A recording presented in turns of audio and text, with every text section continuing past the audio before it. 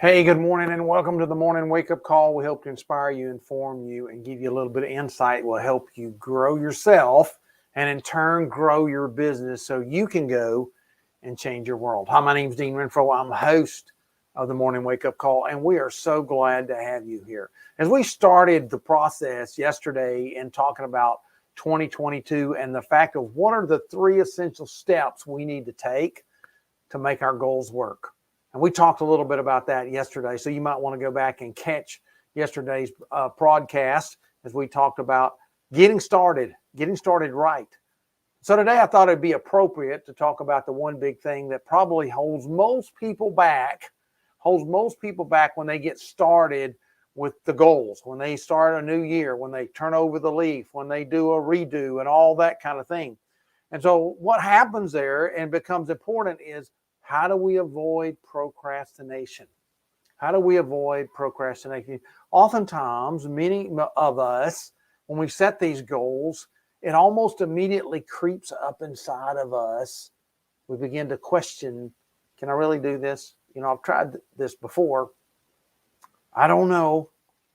Last time I struggled. Last time nobody supported me. Last time this, last time that. And we begin to doubt the things that would make us successful. But somehow or another, we get caught up in that. We begin to think we're not doing good enough to make this happen. In other words, this is not happening fast enough, or I'm not doing all the right things. Maybe there's one more thing I could do. Maybe there's this, maybe there's that. And so oftentimes what we have happen for us is that we just plain, don't have the confidence in our abilities. So the first way to push ourselves back away from procrastination is to have confidence in our ability. The fact that you can do it. You can do it. Look, I don't care what anybody else has done or hasn't done who's around you. All the time you may have to tell people, you're going to have difficulty doing that. That's going to be hard. That, this. But look, they're not the person out here doing this. It's you. You're the person doing it. And if you know what you can do, and when you understand, I can make a commitment. I can get started. I can decide not to quit. I can do this. So the confidence in your own ability is going to move things forward faster. Look, you may know only one thing to do next, but that's enough. The one thing is next enough. That's how we learned to walk when we were kids, is we learned that if I put one foot in front of the other and I keep doing that, pretty soon I'm walking. But it takes confidence in saying, I got to take the step. I got to take the step. You have abilities. You have inside of you. You have deep down within you what it takes to do whatever you have determined you're going to do. Otherwise, you wouldn't have determined to do it.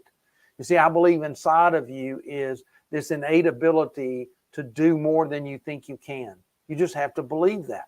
You just have to recognize, I can do that.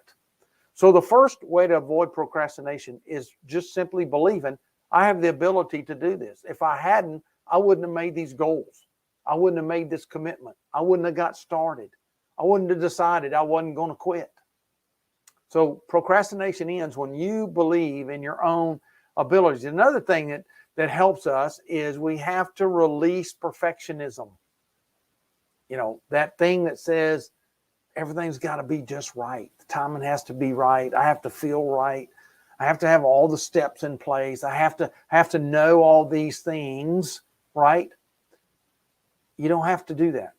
You don't have to do that. You don't have to find yourself in that place of perfectionism. I know that it's for some people, some personalities, when you know yourself and know your ability, you might be one of those people, that it has to be. But don't let the fear of it not being perfect yet keep you from getting started. Start taking steps. Start moving it faster forward. I know oftentimes people say, well, I don't want to go too fast because I might make a mistake. Or I don't know if I can do it so quickly that it's going to be done as well as it could be. That will keep you from getting it done. The perfectionism component will affect your ability. You'll begin to make excuses, and we're going to talk about that at another time, but you'll begin to make reasons why you can't get started. You can't get started. Another thing you have to do to put off procrastination is what I call block your focus. You have to kind of put blinders on. You have to take time and realize, okay, if I'm going to work on this, I've got to be focused, right? I've got to be focused on this. So when it comes to, say like you're trying to lose weight, and when it comes to that and you sit down to either prepare a meal, you're preparing a meal, or you're fixing to sit down and eat a meal, you have to focus. What's on my plate? What should I eat first? Do I know what to eat first? Do I know to eat the good stuff first and maybe save the bad stuff for last? Do I know that, okay, I need to chew 21 times every bite, give myself time to fill up so I don't get so hungry and my body is able to absorb the energy? Do I know that? And am I focused on that? Am I counting? You see, that's what I'm talking about when you block focus. Maybe for what you're doing at your work, maybe on your job, maybe in a new business you've started. You need to block some focus time for that.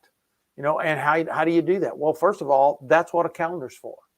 The calendar gives you the opportunity to block off some time. Block off some time. It gives you the ability to, I use a little timer to say, okay, for the next 20 minutes, I'm going to work just on this. I turn my phone off. I turn the notifications on the computer off because I work from home, and I focus on that. If I need to be reading and doing research, I focus just on that. I turn off Facebook. I turn off all the distractions so I can have a block time of focus. I close my door. Even though I work from home and oftentimes I'm just here by myself, the dog's here, and she might decide she wants to come visit. So I close the door. So part of it is blocking your focus so that you can work on that thing that you need to work on. And I usually, as I block focus, I work on first of all, what makes money first in this process, okay? Or what's going to give me the biggest result. If I'm looking at the weight thing, is okay, what do I need to do? I need to be focused. So what are the 3 things I'm going to need today to stay on my diet? Okay. And I get that done. I go take care of that. So that when it comes time for that, I'm not going, oh, I didn't do that. Okay, I got to do that. Well, I don't know if I have enough time. I got to do this. No, block the focus and do that. I think the next big thing is so important for everybody. It helps with procrastination is set an appointment with yourself. Set an appointment with yourself. Put yourself in the position by using your calendar, your day timer, your phone, your whatever you use to block off time, and set a calendar date, a time and a date, a certain amount of time, and go to work on that. Okay, go to work on that. And it's an appointment you're going to keep. It is an appointment that you would keep if you're going to meet, let's just say you're in business, you're going to meet a client and at a certain time. It's that important. That's what makes you keep it. It causes you to say, okay, it's time. I set reminders all the time.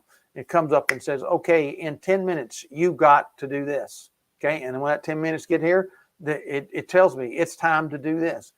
Use your calendar. Your calendar is your best friend if you don't want to procrastinate. It reminds you need to do this. Now, here's the thing. Sometimes you find yourself so engrossed in what you're doing that you run out of your appointment time. I would encourage you, when the appointment's over, end it. Just make yourself notes. See, if you're blocking out focus, then you've taken a notepad and you've written down the things that, I thought of this and this and this I need to do. Just write it down where you can come back to it after the appointment and come back to it. That's what people do in business. That's how it works. So treat what you're trying to do. Treat your goal as a business. Get focused on it. Set yourself an appointment and keep the appointment. And then the next thing I think for yourself is not only block your focus time, set an appointment, but gamify the goal. In other words, how can I make this fun? And what's going to be the reward? So if today, if I get my work done in the 55 minutes that I said I was going to get it done in, I'm going to go take a walk. I need to get outside and take a walk, get some fresh air, see the neighborhood. I'm working from home. If I worked in an office, I might go, I'm going to go outside of the office. I'm going to get out of this environment. I'm going to reward myself. Or perhaps maybe it's having a conversation or reading for 5 minutes and set my timer. I'm going to read a post on Facebook, right? Or I'm going to go over to Instagram, or I'm going to go to YouTube and watch a video. But reward yourself. Or perhaps maybe even a bigger goal, is when I get this, I get to go shopping for new clothes. When I lose the next 10 pounds, I know I'm going to need some clothes that fit better. Okay. I'm going to go shopping for that. I'm going to go looking. Maybe in the beginning, it's only window shopping, but you gamify the process and make it fun. If you make it hard, if you make it difficult, it's going to be difficult. And you're going to want to quit. You're going to want to procrastinate. You're going to want to put it off. Oh, man. So gamify it with the reward. Gamify it with the reward. But why do we know that works? Because if you look in the gaming industry, all over everywhere in the gaming industry, they set challenges, and they don't make them so hard that you can't make the challenge.